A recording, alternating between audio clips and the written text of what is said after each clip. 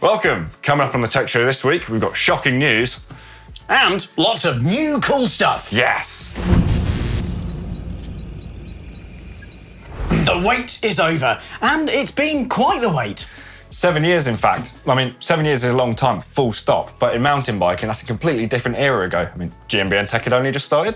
29 DH bikes were wild, exciting and new, and XC racers were just mostly racing and loving hardtails. Enduro was still new, and just if a little bit short on travel.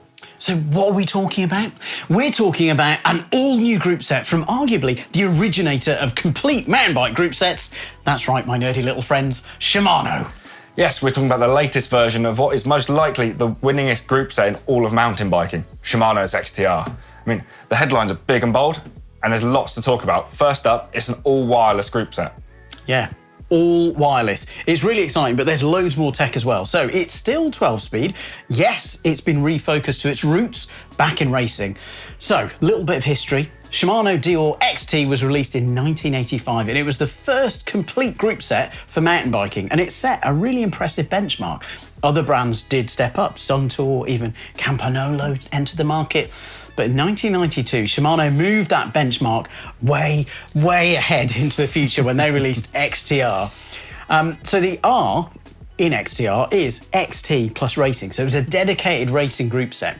And Shimano spent, a long time looking at every aspect of that group set and improving, everything. So it got better braking. Okay. The first group set only had cantilevers, but with a clever lever design, they'd improved it, and it had much better shifting. So yes, there was an extra clog, and yes, there was some sort of clever cog shaping. I could dive into a mountain of history with XTR, as I fear you know, and everybody knows, but I'm going to hold off. Not because we haven't got enough time, but purely because we've got an amazing deep dive documentary all about XTR that's coming very, very soon. So watch this space for that. Okay, here's the nerdy highlights to this all-new group set. I'm going to try and keep it brief because we've got a deep dive on this first look of XTR over on GMBN right now. So we've got a wireless 12-speed system. The shifter is really interesting because whilst it's electronic, it's got mechanical buttons to click through, and they're adjustable too. The rear mech, or should we say mechs plural, it's got a removable, rechargeable battery that's positioned inside the parallelogram away from damage. It's got a clutch with a dual spring setup, which Shimano says helps the leading edge mech profile be slimmer for less chance against rock strikes. And yeah, actually, we've got 4 versions of the rear mech, so it's quite clever. There's 2 versions for regular mountain bikes. There's a short and a long cage, more on that in a little bit. And then there's 2 for EMTB. So there's one that's 12 speed, which works with this new group set, but there's also one that's 11 speed, designed for Link Glide. Link Glide's Shimano's burlier, longer lasting sort of gear set. And both those EMTB rear mechs plug into your power source on your EMTB. So it's quite a clever setup. We've got 2 cage options. Shimano's now got 2 cassette options, a more traditional 1051, and then a smaller 9 to 45 tooth cassette, which is essentially smaller, so it's designed to work with the short cage mech, and a smaller chainer ring to both save weight and improve ground clearance, which should clear even more rocks. Yeah, speaking of rock clearance, we should actually talk about how the mechs are mounted, because obviously that's been a hot topic with other brands developing clever systems. So this one is using, a traditional system. Yeah, it's just like a normal classic mech hanger. So no unique rear mechs required. It's, all pretty simple. So if you do whack a rock hard enough, there should be a replaceable link between the mech and your frame. Yeah. And assuming you've packed one, you're kind of going to be okay. Yeah. The brakes have also had a redesign from the caliper up. So the XC brakes might look similar, but they've got all new internals. Why? Well, they're using a new lower viscosity brake fluid for greater reliability and better feel, say Shimano. But we think the limelight has been stolen by the Enduro brakes. Ultimately, there's a new lever, new 4-piston caliper, and again, that new low viscosity fluid. They're designed for Enduro races, but we've seen them win other gravity races. We could be wrong, but they look very similar to the brakes that Jackson Goldstone used to win the DH World Cup last weekend. Yeah, it's, I think, really impressive that alone in terms of developing a dedicated enduro brake, but then, it wins at DH. Yeah. Possibly. We might be wrong. Could be wrong. This race optimization between enduro and cross-country continues with dedicated cranks for XC and, well, enduro. Both of them still spin on that proven 24mm spindle, and both of them share a 55mm Q factor. But the XC crank is available in 165, 170 and 175, and then the enduro one is available in 160, 165 and 170, so a little bit smaller range. That enduro crank has also got a beefier spindle, so it's still 24mm, but on the inside, it's burlier. There's more material, so it should be much stronger. That's what Shimano say. And with new cranks, we've also got new rings. They're cleverly designed. They look quite nice. They've got kind of more meat where they need to. And you've got ring or tooth sizes from 28 all the way up to 36.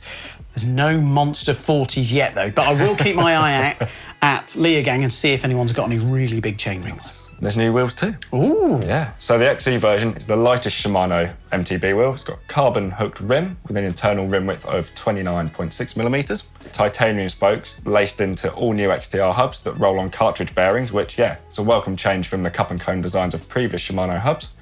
Then there's an enduro version as well. So it's got a dedicated enduro rim with a 30mm internal width and uses more sort of traditional building methods with stainless steel J-bend spokes on those new hubs, and cool thing is those hubs are available to buy themselves too, should you want to lace them into a rim of your choice. Okay, that is really nice. So yeah, I think 7 years is a really long time. And I think this group set is changed because it is really focused on the racing side of mountain biking, which isn't something that we all do, but there's an if, and it is quite a big if, but if Shimano follows a similar launch as what it's done previously in mountain biking and what it's done more recently in the road, then where this new wireless tech and this whole sort of group set drifts down through the other Shimano group sets, now for me, that is hugely exciting. Okay, I'm not a racer. I think that's why I find it most exciting. This group set is so new, we're still yet to get fully confirmed prices, but as we get them, we'll let you know. Yeah. Let us know what you think about the new group set down in the comments below. And with that, let's get on to the other shocking news. Okay, time for that shocking news. Hey. See what you've done there, it's very clever. So EXT, the Italian shock makers, have got a new Vector coil shock. It's more attainably priced. It's still made in Italy, so it's still quite spendy. It's $775, but there's been no corners cut. So it's going to be a very, very, very, very good shock, most likely going off their experience. It's also got their Ride Master app, which means you can sort of take the guesswork out of how to set it up, which is, I think, really clever. Quite a few brands are offering up, lots more setup advice opposed to users being lost in the dark. Yeah. But is that all the shocking news we have? No, not at all. So we've got Öhlins, different manufacturer, have updated their 38mm Enduro and DH4 platforms. Headlines are that whilst the chassis remain largely the same, the RXF 38 M.3 and DH M.2 now feature revised stanchion coatings and revised internals aiming to be more sensitive. Oh, yeah. It's always good to be more sensitive. Yes, very good. Bottom out progressiveness has been increased with a spring booster. On the RXF 38, the volume space has been removed from the negative air chamber to improve sensitivity through the initial travel. Clever, yeah. Yeah, super supple. Pricing from $1,675 or €2,082 for the DH with two travel sizes, 180 and 200mm and 4 different offsets.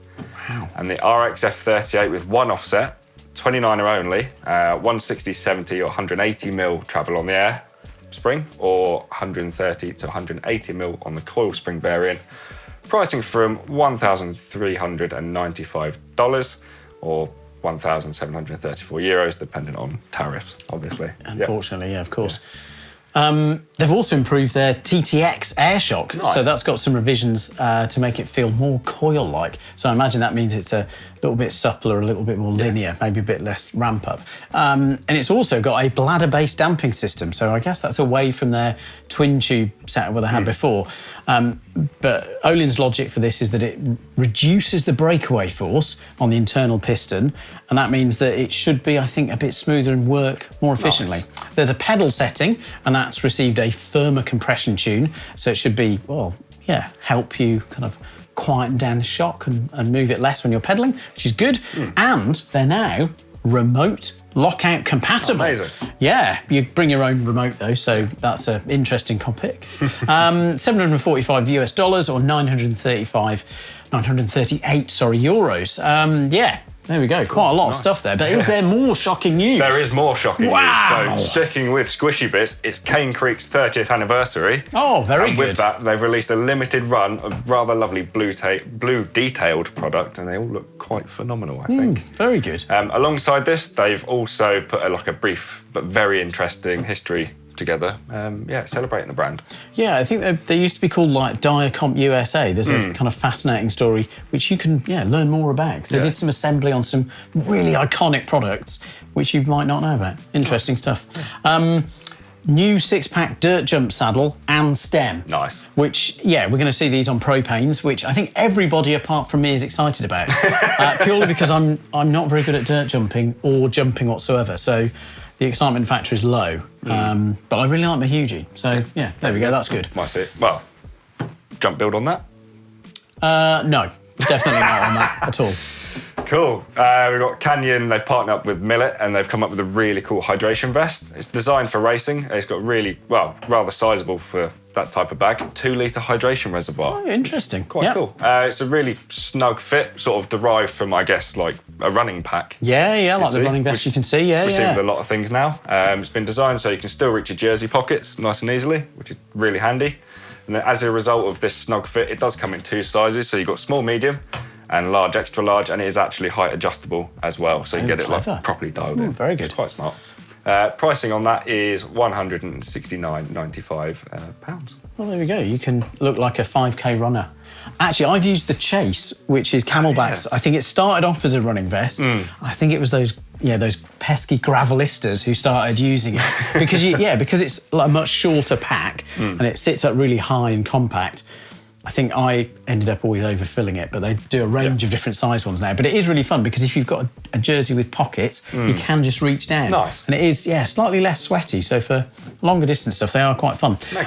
Right, changing topics completely, but it's fun to see a brand like Canyon that are sort of dipping their toes into shoes, into helmets, in lots of different spaces like this bag.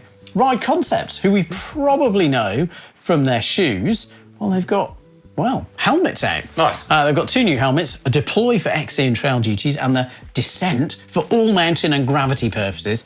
Interesting specs on them.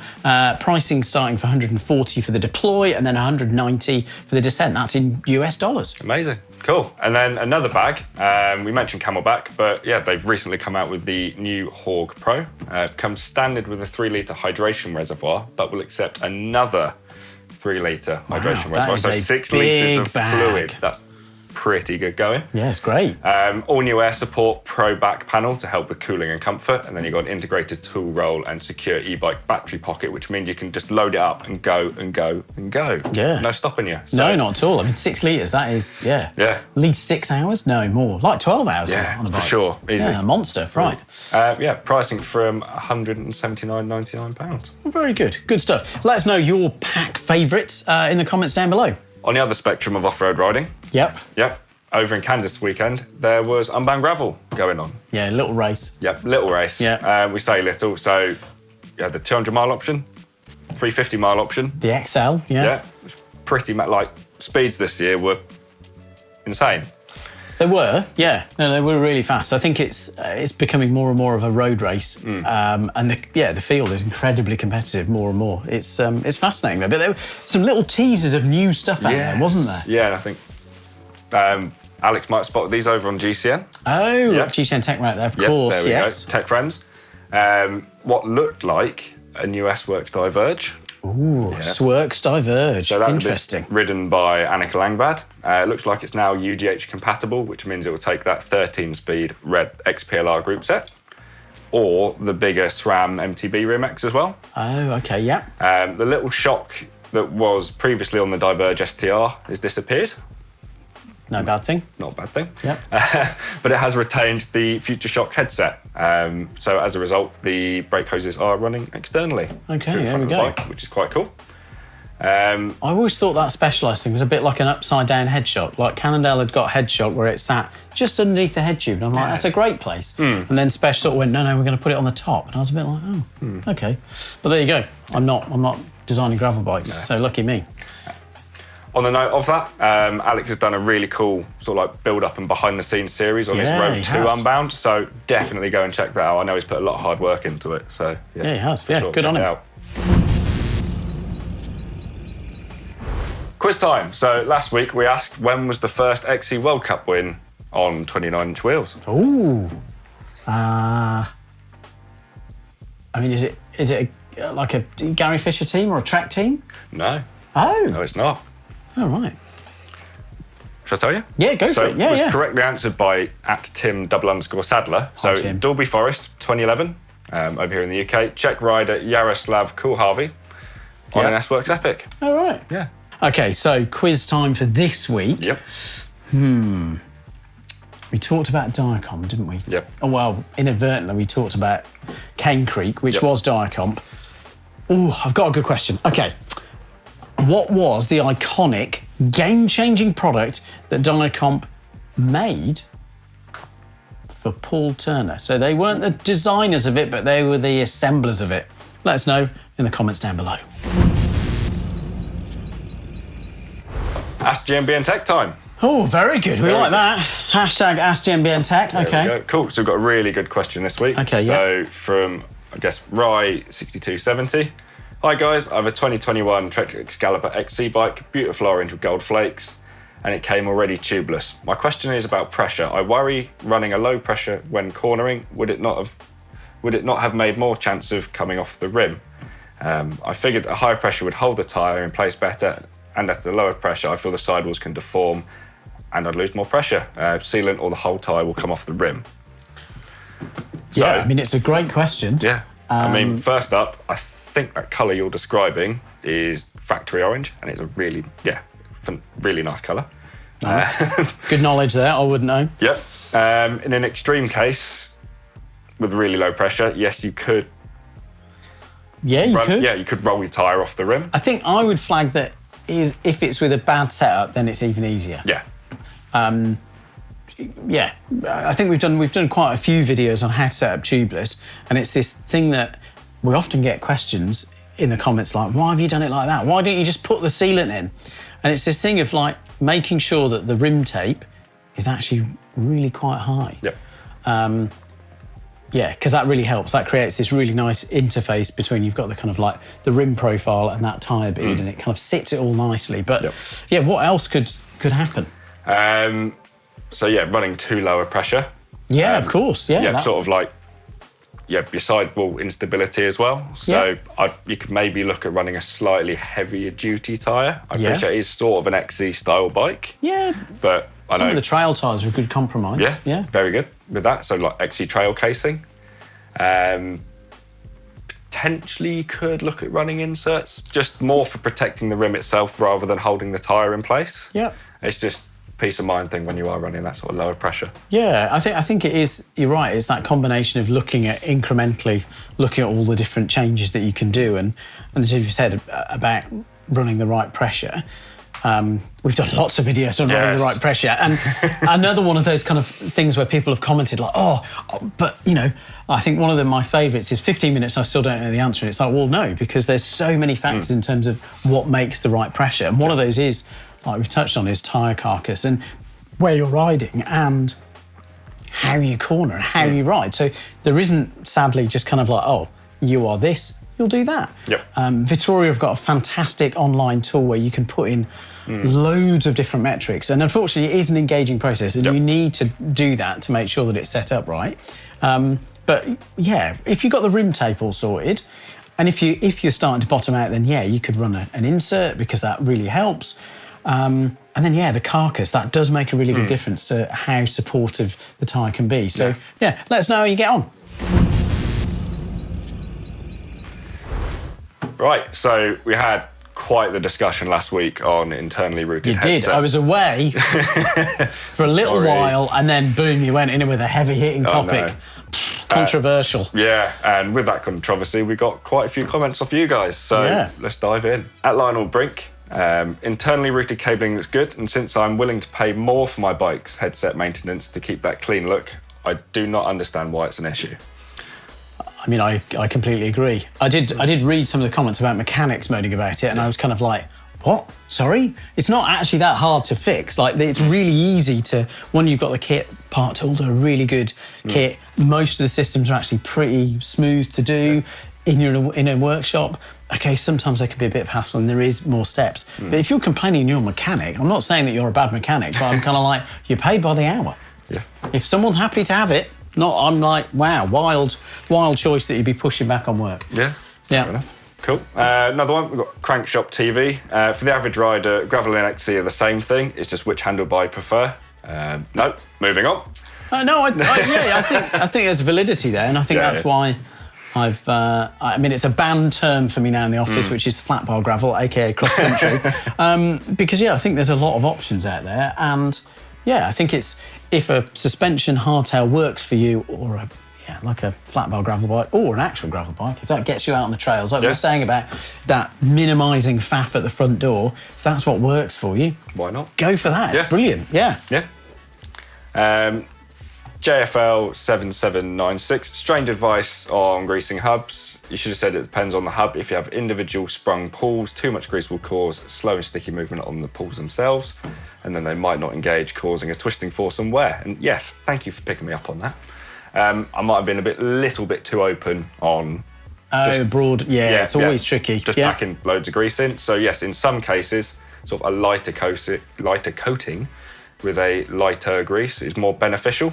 Yeah. It will vary from hub to hub. So before you dive in and pack stuff full of grease, check out the sort of recommendations from the brand itself. This was to quieten down a noisy hub, wasn't it? There we go. Because some of the hubs out there are exceedingly noisy. My best advice is just keep pedaling though. That's not a problem. Then. Keep your chain tight. Nice. Yeah. Right.